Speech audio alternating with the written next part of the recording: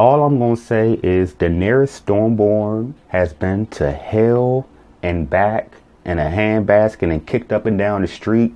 And she's finally gotten home and she ain't playing no games.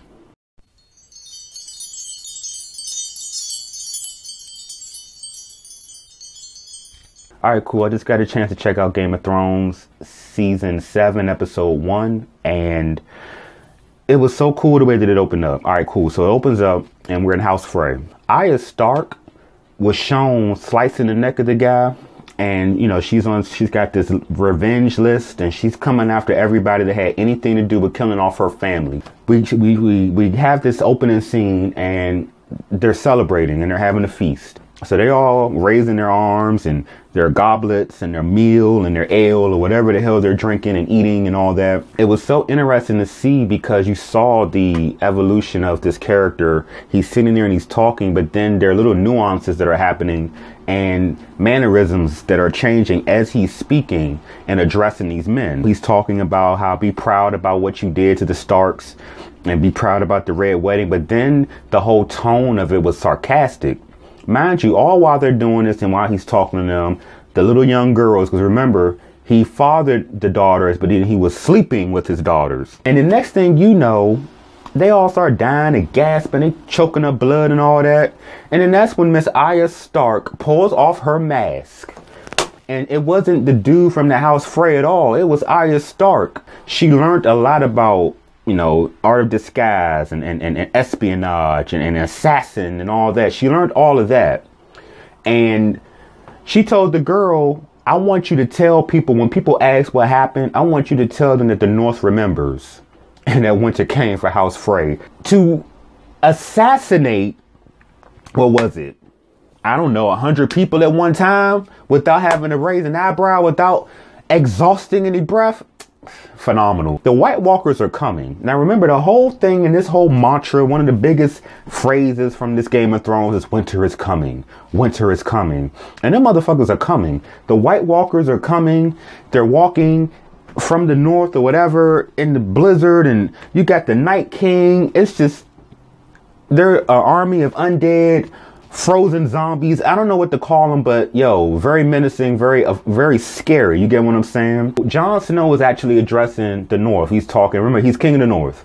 And, you know, they're just discussing some things and he wants them to defend the North, but he doesn't just want the men. He has this idea and this thought that the women should defend it as well, because we can't defend the North if only half of us are fighting. The little girl who's some type of lord or lady or queen or whatever she is, she's what, 9-10 years old, and the bravata that she has, she talks to these grown ass men, these soldiers, these burly ass men, like, and she was basically like, well, I'm not gonna be sitting around knitting while men fight for me.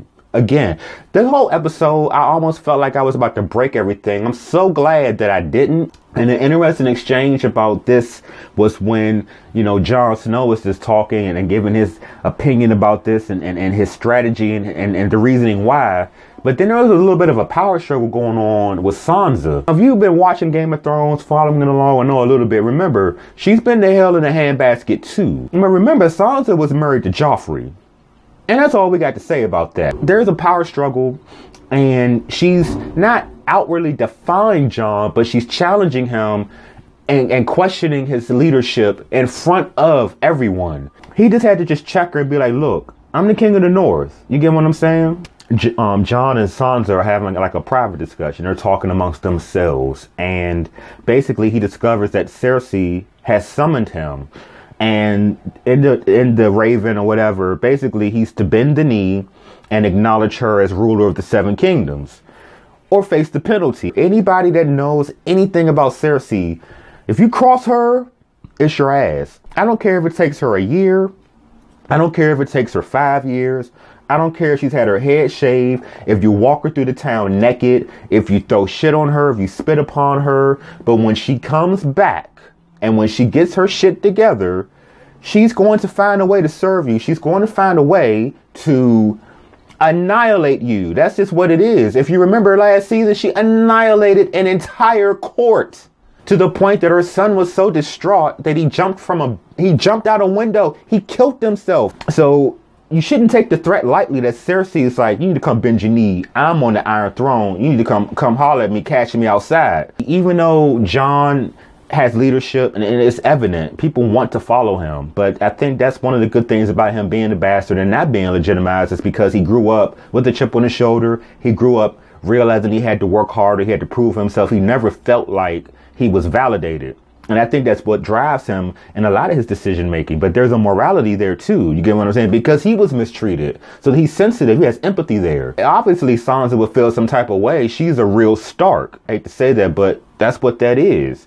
And he is a quote unquote bastard. You get what I'm saying? He's not even a full Stark. So that dynamic is interesting. But I think if anybody could do it, he is the one that can kind of galvanize the North and get them in that mindset of getting ready for the White Walkers and getting ready for Cersei, because she's not something to just be taken lightly.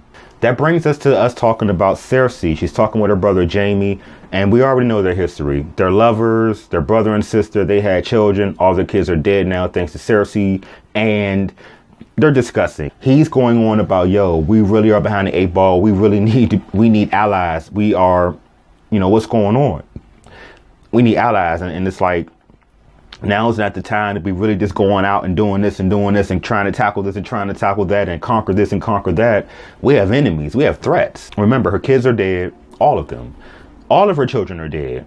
All of them. And what is to stop her now? So now the only thing she can really do is just get more power and be petty and just exact revenge. So her mindset is like, well, I'm going to sit on this Iron Throne for as long as I can, and I'm going to get as much as I can, and I'll crush whoever gets in my way. Bam. That's just what that is. The squire that got sent, that used to be part of the Night's Watch, the heavyset guy, he got sent to the Citadel. Now, at first, it was his dream because it was the largest library in the world.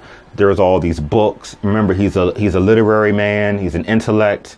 And it looked like he was on his way to becoming a maester and finding a way to get the information that they'll need to defeat the White Walkers, because right now people don't know. But what he's been doing is cleaning chamber pots. He's been scrubbing. He's been carrying books and talismans and scrubbing and changing chamber pots and scrubbing. And that's all he's been doing. Basically grinding, working, apprentice type stuff. It's not glamorous at all. It's disgusting. You got to remember, they didn't have any plumbing back then. There was no running water. So it was like when you took a crap in your chamber pot, you put it under your bed, and then it had to sit there until the person came.